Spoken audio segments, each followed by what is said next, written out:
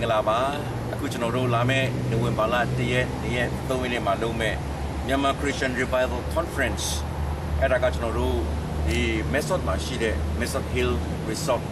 Center Hotel မှာလုပ်မှာဖြစ်တယ် Hotel ရှိမှာကျွန်တော်တို့ရောက်နေကြပြီဖြစ်ပါတယ်လို့ဒီနေရာမှာဘုရားသခင်ကအအောပွဲရအလုပ်မယ်လို့ကျွန်တော်တို့ယုံကြည်မျှော်လင့်လက်ဒီအမှုကိုအစပြုခဲ့ပြီးဖြစ်တယ်မြန်မာလူမျိုးတွေကကဘာအနှံ့ပြားမှာရောက်နေကြတော့လ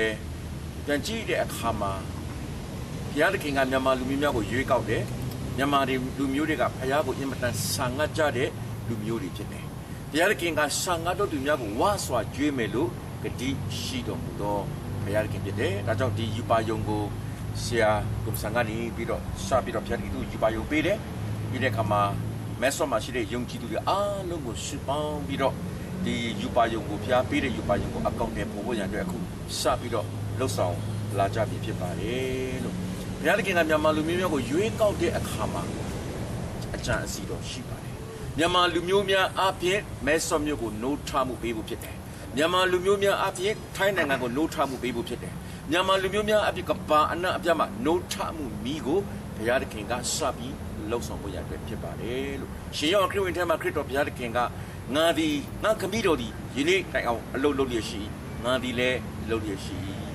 ဒီနေ့နှုတ်ထားမှုပြောတဲ့ကမှာဘုရားသခင်အကြည့်ရှုကြွလာခြင်းကိုပြောတာဖြစ်တယ်ဒီနေ့ဆန္ဒတော်နေရာဘုရားကိုချီးမွမ်းခြင်းနေရာမှာဘုရားသခင်မျက်မှောက်တော်ကကျင်းဝပြီးတော့ဘုရားသခင်ရဲ့အကြည့်ရှုကြွလာခြင်းအပြင်နှုတ်ထားမှုကိုစတင်မှာဖြစ်ပါတယ်ညီကိုတို့ဒီသဘောတူလျက်ပေါင်းဖော်သည့်အရာမှာအလွန်ကောင်းပေ၏အလွန်တင့်တယ်လျောက်ပတ်ပေ၏အာရုံဤဥကောင်းခေါင်းပေါ်မှာလောင်းလျက်သူ၏မုတ်စိတ်သို့စီး၍လဲဇွတ်တိုင်အောင်ကြသောနန္တာစီကဲ့သို့ဖြစ်၏ဟေရဘုံတောင်နှင့်ဇီးအုံတောင်ရိုးပေါ်သို့ကြသောနှင်းကဲ့သို့ဖြစ်၏ထို့သောနေကြသောအရာ၌သာဝရဘုရားသည်အစဉ်အမြဲအသက်ရှင်ခြင်းအခွင့်တည်းဟူသောကောင်းကြီးမင်္ဂလာကိုစီရင်တော်မူ၏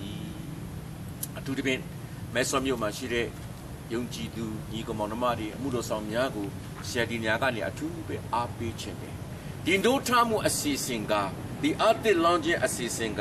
လောကကိုအောင်တော်သူလို့ခေါင်းစဉ်နဲ့ကျွန်တော်လုပ်မှာဖြစ်တယ်ယေရှုခရစ်တော်ဘုရားသခင်ဒီလက်ဝါးကားတယ်မှာလောကကိုအောင်ခဲ့ပြီးအဲ့ဒီအောင်မြင်ခြင်းကိုကျွန်တော်တို့ကိုပေးခဲ့ပြီးဖြစ်တယ်အဲ့ဒီကျွန်တော်တို့ရတဲ့အောင်မြင်ခြင်းကိုဒီနေ့လောကမှာကျွန်တော်တို့ကမကြွေးကြော်ရင်ကျွန်တော်တို့ကမယက်တီးကျွန်တော်တို့ကမပြောရင်ဘယ်သူပြောမလဲဒီအမှုကဘုရားလုံးမဲ့အမှုဖြစ်တဲ့အတွက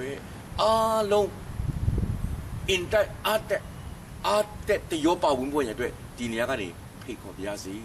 ီညီကိုကြည်တဘောတူပြီးပေါင်းဖော်တဲ့နေရာမှာဘုရားသခင်ကအစဉ်အမြဲတည်ခြင်းတည်ဟူသောကောင်းကြီးမင်္ဂလာကိုငါစီရင်မယ်လို့ပြောပါတယ်။ဒါကြောင့်ဘုရားသခင်အစဉ်အမြဲတည်ခြင်းတည်ဟူသောကောင်းကြီးမင်္ဂလာစီရင်ခြင်းကိုမြင်ချင်တော့ကျွန်တော်ညီကိုတွေတလုံးတော်အတီးဖြစ်ဖို့တော့တဘောတူခြင်းရှိဖို့တော့လိုပါလိမ့်မယ်လို့နံပါတ်1လက်တွဲပြီးဆူတောင်းကြရအောင်နိုဝင်ဘာ1ရက်2ရက်3ရက်လို့ပြောတဲ့အတွက်ကျွန်တော်တို့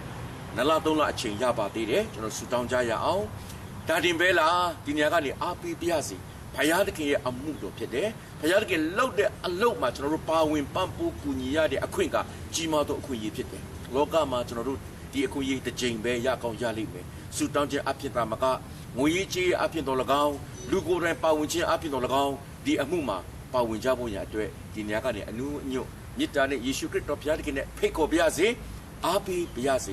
လို့အထူးသဖြင့်ကျွန်တော်တို့မြန်မာလူမျိုးတွေကြားထဲမှာဆရာတော်ဒေးဗစ်လာကိုဘုရားသခင်ကအော်ပွဲရအကြီးအကျယ်တကိုးပိတ်သိမ့်နဲ့အသုံးပြုလက်ရှိတာကိုကျွန်တော်တို့ဘယ်သူမှ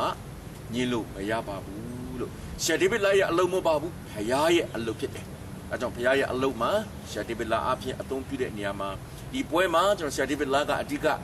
main speaker အနေနဲ့သူပြောမှာဖြစ်တယ်ပြီးတဲ့ကမှာဆရာတော်ဆန်တိုဆရာတော်ဆိုင်းကျော်တင်တို့လည်းပါဝင်ပြီးတော့နှုတ်ကပတ်တော်သင်ကြားပေးကြမှာဖြစ်ပါတယ်ဘုရားသခင်ကမြန်မာလူမျိုးအပြင်ဒီလောကကိုကင်လှုပ်နေပြီဖြစ်တယ်ဒီနေ့ကျွန်တော်တို့အားလုံးအတူတူကလက်တွဲပါဝင်လျက်ဒီနေ့ကစပြီ